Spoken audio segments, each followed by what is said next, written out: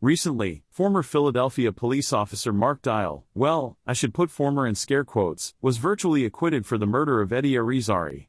The original sentences were concurrent 9-month bids, but since he already served 10 months prior to the trial, he is eligible for parole, effectively wiping out the sentences. Mark Dial's family, friends, and loved ones were elated. He'll be going home and putting the pieces together of a life that was really shattered for a while. And we have no doubt that he'll continue to give back to his community in the years to come. Right, giving them lead showers. While Eddie Irizarry's family and friends were devastated over this miscarriage of injustice. Unbelievable. Again, my nephew's life as if it didn't matter at all. He literally took his life. There was more than enough evidence. 6 seconds, for crying out loud, and he gets to go home again. And what do we have? Now to go to a cemetery and visit Eddie all over again. And who could blame them?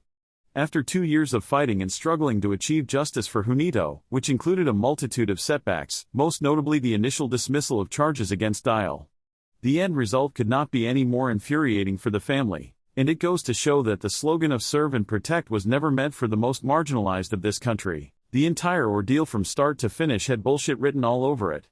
And not many people might want to hear it, but I would like to offer a breakdown of the entire Eddie Irizarry tragedy from my perspective. On August 14, 2023, Mark Dial was cruising along the streets of Philly with what I presume to be his partner in bastardom, when according to him he noticed a car driving erratically down the street. For all I know, driving erratically could mean a variety of things, including something as minuscule as driving 5 miles above the speed limit. I mean, peep the statistics. Black and brown drivers are more likely to be granted driving citations than their white counterparts, even when controlling for factors such as speeding, quote-unquote erratus driving, etc. This all means that if a white driver that resembled Mark Dial's G. Willikers Leave It to Beaver-looking ass were to be driving erratically, there is a high possibility he would be left alone. Then according to Dial, when the two officers approached Irizarry, he jumped out of the car with a knife and lunged at them, prompting him to take drastic measures.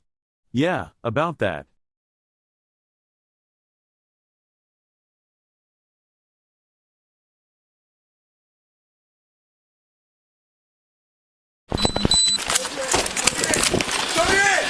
Show that fucking. Show that. I'll fucking shoot you. 413 shots fired. 100 West Willard. After being caught in 4K lying like a jackass, they moved on to their next tall tale. They had the audacity to say that Eddie was pointing a gun at Dial. Based on this shot, no pun intended obviously, you tell me if he's telling the truth. If you answered no, you're correct. Eddie didn't have a gun at all. In fact, that completely contradicted their previous story that Eddie lunged at them with a knife. In spite of clear evidence of total incompetence, not only in doing his idiotic bullshit job, but in trying to concoct a rational coherent narrative, Mark the Beaver Dial was exonerated on September 26, 2023 when the charges were dismissed. What compelled Municipal Court Judge Wendy Pugh to make an irrational ruling? We may never know. Even though the charges were reinstated, the first-degree murder charge ended up being dropped later in the year. This is absolute nonsense. Firing a gun at someone that posed no threat whatsoever and didn't use or deploy a weapon of any kind shouldn't warrant any charge below first degree. Even though he was ultimately convicted of the lesser charges such as voluntary manslaughter, bullshit, and reckless endangerment, he is going to serve no additional time in jail. Based on first-hand accounts, not only were the people who testified on the Beaver's behalf pigs or related to pigs, but the Beaver, in his slobbery fugazi testimony, didn't show any remorse whatsoever over the pain he caused the family. He was crying about not being a police officer, and how his reputation was stellar.